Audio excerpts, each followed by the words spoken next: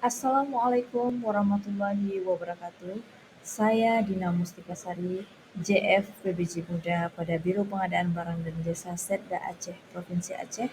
Sebelumnya saya ingin mengucapkan terima kasih yang sebesar-besarnya atas kesempatan yang telah diberikan kepada saya untuk dapat memberikan presentasi terhadap pekerjaan tugas yang diberikan, yaitu identifikasi kebutuhan pada pelatihan kompetensi PPK tipe C.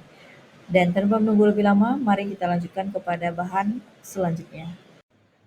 Kita lanjut ke definisi dari identifikasi kebutuhan. Identifikasi kebutuhan adalah kegiatan mencari, mengumpulkan, meneliti, serta mencatat data dan informasi akan kebutuhan barang jasa yang bertujuan untuk mendukung pencapaian indikator kinerja yang terdapat pada Renja KL atau Renja SKPD. Hasil dari identifikasi kebutuhan antara lain mencakup nama barang jasa, kriteria barang jasa, kriteria pelaku usaha, uraian pekerjaan, dan lokasi pekerjaan. Untuk format identifikasi kebutuhan, sebelum kita membuat identifikasi kebutuhan, sebaiknya kita harus memperhatikan dulu beberapa hal. Di antaranya satu, kemudahan untuk memperoleh barang di pasaran. Nah, maksudnya ini adalah barang yang akan kita anggarkan itu, yang akan kita adakan itu barang-barang yang mudah diperoleh di pasaran. Yang kedua, tingkat komponen dalam negeri atau TKDN. Nah, TKDN ini sendiri merupakan amanat dari undang-undang dan Perpres, salah satunya itu di Perpres nomor 18 tahun 2016 tentang tingkat komponen dalam negeri, di mana minimal harus ada 40% dari anggaran yang dikelola itu merupakan produk dalam negeri. Kemudian yang ketiga, jumlah produsen dan atau jumlah pelaku usaha itu harus dalam jumlah yang banyak sehingga tidak terjadi monopoli. Kemudian yang keempat, keterangan asal barang. Maksudnya adalah kita harus jelas barang yang akan diadakan itu berasal dari dalam negeri atau dari luar negeri sesuai dengan kebutuhan dinas atau instansi. Kemudian kesesuaian barangnya itu sesuai atau tidak dengan yang kita butuhkan. Yang keenam, status kelayakan barang yang tersedia, apakah barang tersebut masih layak atau tidak digunakan pada tahun anggaran berikutnya. Kemudian jadwal kebutuhan barang, identifikasi kembali kapan jadwal barang ini akan dibutuhkan, apakah di awal, di pertengahan, atau di akhir tahun. Kemudian pihak yang memerlukan atau sebagai pengelola pengguna barang. Nah, ini harus jelas dulu ya, siapa penerima manfaat dari barang yang akan kita adakan. Yang terakhir, persyaratan lainnya apabila memang ada syarat-syarat khusus tertentu yang memang harus ada pada barang yang kita beli, akan kita adakan. Dalam formulir pertanyaan pada identifikasi barang, itu ada 4 kriteria yang memang harus ada sebelum kita membuat daftar pertanyaan ya. Yang pertama itu adalah identifikasi kebutuhan barang. Kemudian yang kedua, dalam rangka menunjang tugas dan fungsi organisasi. Kemudian identifikasi barang yang telah tersedia atau yang sudah dimiliki, dikuasai. Yang keempat, identifikasi pasokan atau supply dari barang, dan kalau memang ada persyaratan lainnya itu nanti ditambahkan dalam daftar pertanyaan. Selanjutnya kita akan lihat bagaimana pertanyaan untuk pekerjaan jasa catering berikut ya.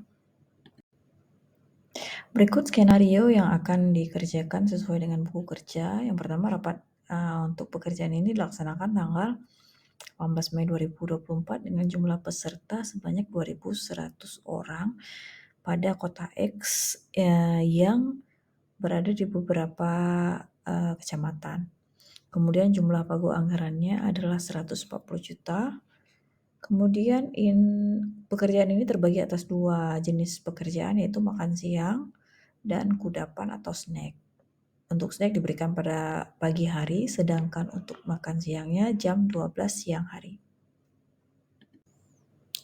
Baik, berikut adalah daftar pertanyaan pada identifikasi kebutuhan. Di sini sesuai dengan buku kerja dan lampiran yang sudah diberikan, itu ada 12 pertanyaan yang harus PPK jawab ya sebelum memulai pekerjaan di tahun yang akan datang, perencanaannya ya.